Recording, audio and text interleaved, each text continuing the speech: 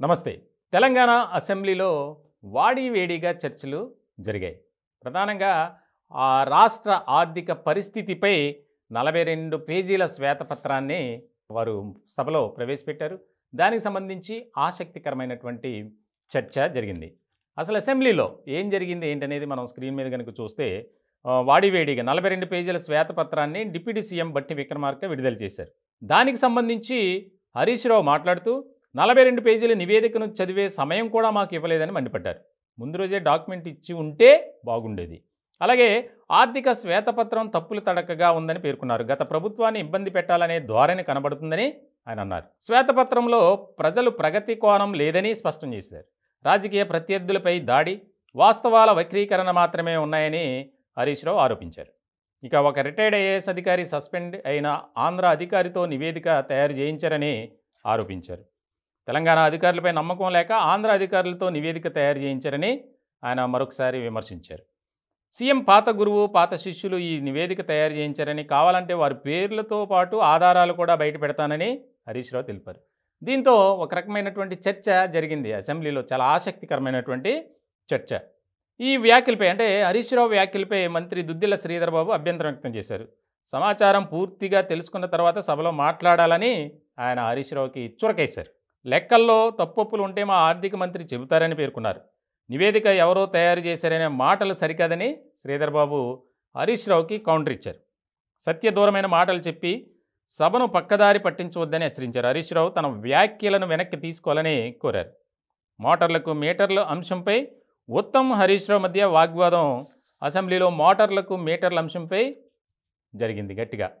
అలాగే మోటార్లకు మీటర్లు పెట్టమని కేంద్రం చెప్పిందన్న హరీష్ రావు వ్యాఖ్యలపై ఉత్తమ్ కుమార్ రెడ్డి అభ్యంతరం వ్యక్తం చేశారు. చాలా ఇంట్రెస్టింగ్గా వాడివేడిగా చర్చలు జరిగాయి.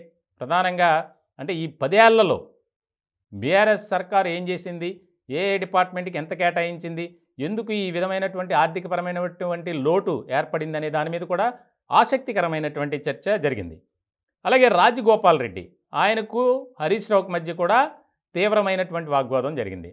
ప్రధానంగా హరీష్ రావు మాట్లాడుతూ సభలో, నువ్వు ఎంత గుంజుకున్నా ఎంత మాట్లాడినా నీకు మంత్రి పదవి రాదు అన్నారు. దానికి ఆయన ఆగ్రహం వ్యక్తం చేస్తూ మాట్లాడారు. హరీష్ రావు వ్యాఖ్యలను ఖండించిన మంత్రి శ్రీధర్ బాబు హరీష్ రావు తన వ్యాఖ్యలను వెనక్కి తీసుకోవాలని డిమాండ్ చేశారు. అట్లానే రాజగోపాల్ ఉపసంహరించుకుంటే తాను వెనక్కి తీసుకుంటానని హరీష్ రావు చెప్పడంతో అప్పుడు కూడా మళ్ళీ ఒక రకమైనటువంటి డిస్టర్బెన్స్ క్రియేట్ అయింది. స్పీకర్ సీఎంపై తాను వ్యాఖ్యలు చేయలేదని, రాజగోపాల్ గతంలో చెప్పినవే చెప్పానని హరీష్ రావు సభలో అన్నారు. ఇక్కడ చాలా కీలకమైనటువంటి అంశం, 50 కోట్లు ఇచ్చి టీపీసీసీ ప్రెసిడెంట్ పదవి పొందారని హరీష్ రావు వ్యాఖ్యలు చేయటం, దాని మీద కోమటిరెడ్డి వెంకటరెడ్డి కూడా వ్యాఖ్యలు చేయటం అనేది చాలా ఇంట్రెస్టింగ్గా మారినటువంటి అంశం. తమ పార్టీ అంతర్గత విషయాలపై మాట్లాడాల్సిన అవసరం హరీష్ రావుకి ఏముందని వెంకటరెడ్డి ప్రశ్నించారు. తెలంగాణ అసెంబ్లీలో అక్బరుద్దీన్ ఓవైసీ కీలక వ్యాఖ్యలు చేశారు. శ్వేతపత్రం పేరుతో తెలంగాణను అవమానించడం బాధాకరమని అన్నారు. 57 ఏళ్ల సమైక్య రాష్ట్రంలో జరిగిన అభివృద్ధి గత 10 ఏళ్లలో తెలంగాణలో జరిగింది. ఏ ఆధారం ప్రకారం శ్వేతపత్రం విడుదల చేస్తారని ఆయన ప్రశ్నించారు.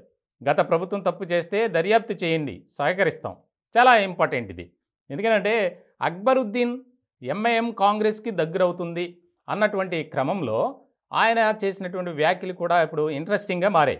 అవసరమైతే గత ప్రభుత్వం తప్పు చేస్తే దర్యాప్తు చేయండి, మేము దానికి సహకరిస్తాం. అలాగే రాజకీయ లబ్ధి కోసం రాష్ట్రాన్ని అవమానిస్తున్నారని, 6 గ్యారంటీల అమలుపై శ్వేతపత్రం విడుదల చేయాలని, తప్పు జరిగితే ఎలాంటి విచారణ అయినా జరుపుకోవచ్చు అనే వ్యాఖ్యలతో సభ మొత్తానికి దద్దరిల్లింది. ఒక రకంగా పవర్ పాయింట్ ప్రజెంటేషన్ ద్వారా అన్ని విషయాలు తెలియచేయాలి, ప్రజలకు వివరించాలి అని కాంగ్రెస్ పార్టీ భావించింది. ఇలాంటి తరుణంలో ముఖ్యంగా ఈ యొక్క ఏదైతే 42 పేజీల పుస్తకం కింద అంటే శ్వేతపత్రం ఉందో దానికి సంబంధించి చాలా కీలకమైనటువంటి చర్చ జరిగింది. మేము అప్పుల విషయంలో కూడా హరీష్ రావు కీలకమైనటువంటి వ్యాఖ్యలే చేశారు. మేము చేయగలిగే స్తోమత ఉంది, కానీ రాష్ట్ర ఆర్థిక పరిస్థితిని దృష్టిలో పెట్టుకుని మేము చేయలేదు. ఇప్పుడు అది అవసరం లేదు. ప్రభుత్వాన్ని నడిపించాలి, ప్రజలకు న్యాయం చేయాలి, సంక్షేమ పథకాలు ఫలాలు అందించాలి. అంతేగాని ఈ గతంలో ఏం జరిగింది అది ఇది అని చెప్పి హరీష్ రావు అన్నప్పుడు కాంగ్రెస్ పార్టీ తరపున కూడా గట్టిగానే కౌంటర్ ఇచ్చినటువంటి సందర్భం. మొత్తానికి వాడివేడిగానే సమావేశాలు జరిగాయి.